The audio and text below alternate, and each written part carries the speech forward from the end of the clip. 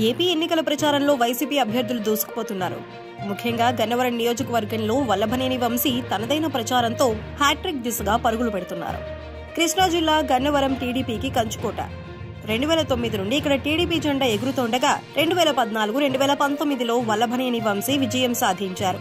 అయితే ఈసారి వంశీ వైసీపీ నుండి పోటీ చేస్తుండగా గత ఎన్నికల్లో వంశీపై వైసీపీ నుండి పోటీ చేసిన యార్లగడ్డ వెంకట్రావు ఈసారి టీడీపీ నుండి పోటీ చేస్తున్నారు.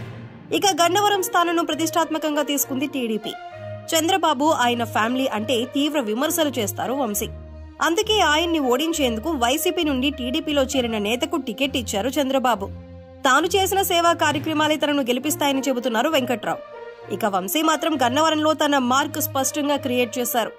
ఇక్కడ టీడీపీ ఇమేజ్ కంటే వంశీ ఇమేజే ఎక్కువ. దీనికి తోడు జగన్ సంక్షేమ పథకాలు, అభివృద్ధి తోడవటంతో తన గెలుపును ఎవరూ ఆపలేరని తేల్చి చెబుతున్నారు. ఇద్దరు నేతలు ఆర్థికంగా గట్టి పట్టున్నవారే కాగా గన్నవరం సీటులో గెలిచేది ఎవరనేది మాత్రం ఉత్కంఠగానే మారింది.